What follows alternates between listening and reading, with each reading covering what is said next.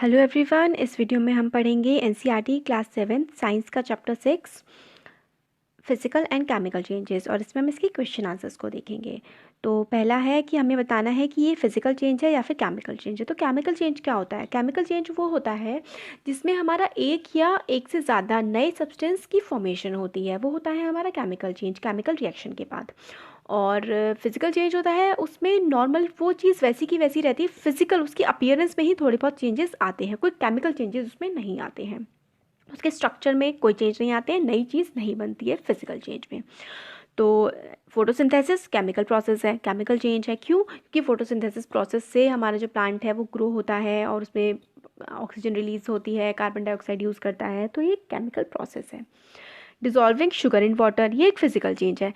Physical change होते हैं सबसे इंपॉर्टेंट, हाँ, कि जिसको हम रिटर्न कर सकते हैं। केमिकल चेंज को हम रिटर्न नहीं कर सकते, पहले जैसा वैसा दोबारा नहीं बना सकते। फिजिकल चेंज को हम पहले जैसा बना सकते हैं। जैसे हमने वाटर में शुगर डिजॉल्व कर दी, तो अगर हम उस पानी को ठंडा कर देंगे बिल्कुल, तो शुगर के क्रिस्टल्स जो हैं वो वापस ऊपर आ जाएंगे। Burning of coal chemical change है, क्योंकि एक बार कोयला जल गया, उसमें से जो धुआं था निकल गया, आग निकल गई, तो उसके बाद वो पूरा इसकी फॉर्म चेंज हो जाएगी, दोबारा हम उसको पहले जैसा कोयला नहीं बना सकती। Melting of wax physical change है। मोमबत्ती जो होती है उसकी मोम पिघल के नीचे गिर जाती है ना, उस मोम की हेल्प से हम दोबारा से मोमबत्ती बना सकते हैं। Beating aluminium to make aluminium foil, ये भी एक फिजिकल चेंज है। हम लोगों ने एल्यूमिनियम से उसको बीट करके पतली पतली एल्यूमिनियम की परतें बना दी, फिर हम उन सबको परतों को जोड़ के एक फिर से दोबारा से सेम एल्यूमिनियम भी बना सकते हैं, तो ये फिजिकल चेंज हो गया। डाइजेशन ऑफ फूड एक केमिकल चेंज है, क्योंकि हमने खाना खा लिया, डाइजेस्ट हो गया, दोबारा वैसा ही खाना नहीं बन सकता। अब फिर in the blanks, when carbon dioxide is passed to lime water it turns milky due to formation of calcium carbonate। तो जब हम लोग कार्बन डाइऑक्साइड पास करते हैं लाइम वाटर से, तो क्या होता है, वो मिल्की सा हो जाता है, वाइट कलर का हो जाता है, और क्या फॉर्म होता है उसमें? कैल्शियम कार्बोनेट CaCO3 फॉर्म होता है। Chemical name of baking soda क्या होता है? केमिकल नेम बेकिंग सोडा का होता है सोडियम हाइड्रोजन कार्बोनेट। फिर नेक्स्ट है two methods by which rusting of iron can be prevented. Rusting of iron मतलब जो जंग लग जाता है आयरन पे, उसको हम बचा सकते हैं किससे? एक तो पेंट, उस पर पेंट कर करके, मतलब पेंट कर दो उस पर तो नहीं लगेगा जंग, और गैल्वेनाइजेशन एक प्रोसेस होता है, उसके थ्रू हम रस्टिंग को बचा सकते हैं, रस्टिंग होने से बचा सकते हैं आयरन पे।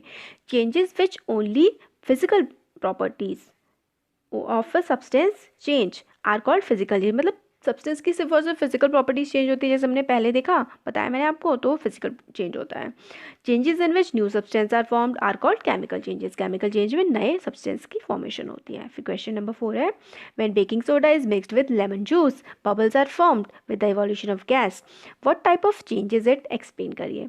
तो बेकिंग सोडा को जब मिक्स किया जाता है लेमन जूस से, तो बबल जैसे फॉर्म होते हैं और गैस निकलती है, तो इस चेंज को हमें एक्सप्लेन करना है। तो इसका आंसर है when baking soda is mixed with lemon juice. जब बेकिंग सोडा को, जो कि क्या होता है, एक बेसिक होता है, और लेमन जूस एसिडिक होता है, सिट्रिक एसिड होता है, जब इन दोनों को मिक्स करते हैं तो बबल फॉर्म होते हैं।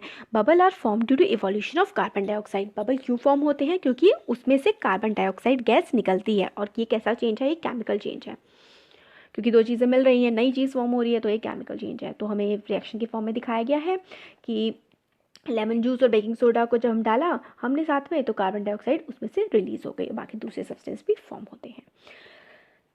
क्वेश्चन नंबर 5 है when a candle Burns both physical and chemical changes take place. Identify these changes. Give another example of familiar process by which both the chemical and physical changes takes place. जब candle burn की जाती है तो उसमें physical और chemical दोनों changes होते हैं। फिजिकल तो हमने देख लिया कि वैक्स बन जाती है, दोबारा से हम बना सकते हैं। केमिकल चेंज क्या होता है? वो जलती है, वैक्स हीट प्रोड्यूस होती है ना, वो वापस नहीं ला सकते हम ऐसे करके। तो इस दोनों के दोनों प्रोसेस होते हैं। और कौन से ऐसे एग्जांपल्स हैं जिसमें दोनों प्रोसेस होते हैं, फिजिकल और केमिकल चेंज दोनों अगर होते हैं एक ही टाइम पर? तो when a candle burns both physical and chemical changes take place. जब कैंडल बर्न होती है तो फिजिकल और केमिकल चेंज दोनों के दोनों होते हैं। Physical change melting of wax, जैसे हमने पहले देखा था। Chemical change burning of wax, wax जलती है। और जो एग्जांपल्स हैं, eating of food is another example of both physical and chemical change. Physical कैसे?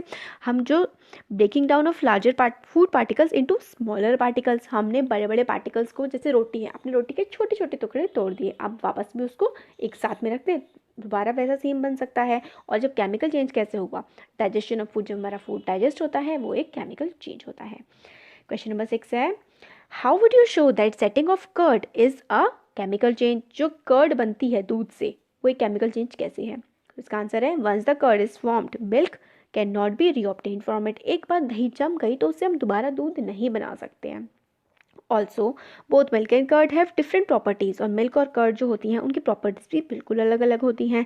Since these are properties of chemical change, setting of curd is a chemical change. तो मतलब जो curd का बनना है वो एक केमिकल चेंज है, क्योंकि दूध की और कर्ड की प्रॉपर्टीज़ अलग होती हैं, और एक बार दही बन गई तो उससे दोबारा हम दूध नहीं बना सकते हैं। Question number 7, explain why burning of wood and cutting it into small piece are considered as two different types of changes. तो लकड़ी का जलना और लकड़ी के पीस का कटना दो अलग अलग टाइप के चेंजेस हैं। कैसे? लकड़ी कट गई ना, तो कुछ फॉर्म तो चेंज हुई नहीं, सिर्फ छोटी हुई है, तो फिजिकल चेंज। बर्न कर दी, जला दी, वापस लकड़ी नहीं ला सकते हैं, केमिकल चेंज। तो when we burn wood a new substance, coal is form. जब हम वुड को जलाते हैं तो क्या होता है? कोल की फॉर्मेशन होती है, तो therefore it is a chemical change. However when we cut wood, जब हम वुड को काटते हैं तो उसकी शेप चेंज होती है, और नया सब्सटेंस तो कोई फॉर्म होता नहीं है, इसलिए फिजिकल चेंज है। क्वेश्चन नंबर 8 है, describe how crystals of copper sulphate are prepared. Copper sulphate के क्रिस्टल्स कैसे बनाए जाते हैं ये बताना है। Crystals of copper sulphate are prepared by the method of crystallisation.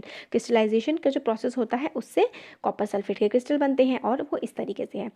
एक कप में पानी लेंगे हम, और उसको बीकर पे रख देंगे, और उसमें कुछ ड्रॉप्स डालेंगे, किसकी? डाइल्यूट सल्फ्यूरिक एसिड की, और फिर उसको और गर्म करेंगे, और फिर जब वो बॉईल होने लगेगा और मतलब उबलने लगेगा तो उसमें हम कॉपर सल्फेट का पाउडर धीरे धीरे डालेंगे, वाइल स्टीयरिंग, उसको हिलाते हुए कंटिन्यूसली, और धीरे धीरे हिलाते हिलाते कॉपर सल्फेट के पाउडर को उसमें डालते जाएंगे जब तक और ज़्यादा पाउडर उसमें डिज़ोल्व नहीं हो पाएगा। फिर सॉल्यूशन को फिल्टर कर देंगे एक चाइना डिश में, मतलब एक मिट्टी के बर्तन में, और फिर उसको ठंडा होने के लिए छोड़ देंगे, और उसको डिस्टर्ब नहीं करेंगे, छुएंगे नहीं जब तक वो ठंडा नहीं हो जाएगा। फिर धीरे धीरे हम क्या देखेंगे कि क्रिस्टल ऑफ कॉपर सल्फेट उसमें फॉर्म हो गए हैं। तो क्या करते हैं, हम पानी लेते हैं, डाइल्यूट सल्फ्यूरिक एसिड डालते हैं गर्म होते हुए, फिर हम जब वो बॉईल होने लगेगा फिर हम उस पर कॉपर सल्फेट का पाउडर डालने लगते हैं, हिलाने लगते हैं, हिलाते हैं, स्टिर करते हैं, और तब तक डालते रहते हैं जब तक उससे ज़्यादा उसमें डल ना पाए। फिर उसको ठंडा करने के लिए छोड़ देते हैं, कॉपर सल्फेट के जो हमें क्रिस्टल्स होते हैं वो हमें मिल जाते हैं। फिर क्वेश्चन नंबर 9 है, explain how painting of an iron gate prevents it from rusting. Right method to prevent rusting, मतलब अगर हम आयरन को पेंट कर देंगे तो उसकी जो जंग लगना है वो कैसा उसका बच सकता है, तो उसका मेथड पूरा लिखना है। Rusting occurs in the presence of both oxygen and water. Rusting कैसे अकर करती है? ऑक्सीजन की वजह से और वाटर की वजह से, और हम प्रिवेंट कर सकते हैं रस्टिंग को कैसे? पेंट कर करके, एक तो हम या तो पेंट करके प्रिवेंट कर सकते हैं, या फिर ग्रीजिंग और ऑयलिंग से, मतलब ग्रीस लगा दें, ऑयल लगा दें, इस तरीके से, और एक गैल्वेनाइजेशन के प्रोसेस से, the process of depositing of layer of zinc और क्रोमियम ऑन आयरन। इस प्रोसेस को हम गैल्वेनाइजेशन कहते हैं। गैल्वेनाइजेशन क्या होता है? जिंक या फिर क्रोमियम की जो लेयर लगा दी जाती है आयरन पे, उसको प्रोसेस ऑफ गैल्वेनाइजेशन कहते हैं। फिर आगे भी हमने इसी पे लिखा हुआ है ये, और क्या है? Painting of an iron gate prevent rusting because it cut the direct contact of iron from the environment. Oxygen और मॉइस्चर से हम लोग क्या करते हैं, उसकी जो कांटेक्ट कट कर देते हैं पेंट कर करके, सॉरी पेंट कर करके नहीं, पेंट करके, तो इस वजह से उस पर रस्टिंग नहीं होती है। गैल्वेनाइजेशन क्या होता है? जिंक या फिर क्रोमियम के लेयर को आयरन के ऊपर लगा देना होता है galvanisation. Question number 10, explain why rusting of iron objects is faster in coastal areas than in desert. क्यों? देखिए, रस्टिंग ऑफ आयरन के लिए क्या चाहिए होता है? ऑक्सीजन और मॉइस्चर। कोस्टल एरियाज में भर भर के मॉइस्चर होता है, इसलिए वहाँ पे रस्टिंग जल्दी हो जाती है। डेजर्ट में क्या होता है? सूखा होता है, हवा में बहुत कम नमी होती है, तो रस्टिंग जल्दी से नहीं होती। तो आंसर देखते हैं, both air and moisture are required for rusting to take place. In coastal areas quantity of moisture present in air is more than desert. In desert areas amount of moisture is low, therefore rusting of iron object is faster in coastal areas than in desert. तो जो मैंने explain किया था वह ये हो गया कि मतलब कोस्टल एरियाज़ में जो समुद्र के तट वाले इलाके होते हैं, हवा में नमी ज़्यादा होती है, इसलिए वहाँ पे रस्टिंग जल्दी हो जाती है। डेजर्ट में हवा में नमी कम होती है, इसलिए रस्टिंग देर से होती है। तो हो गया हमारा ये पूरा एक्सरसाइज, पूरी की पूरी question answers complete. So thank you so much.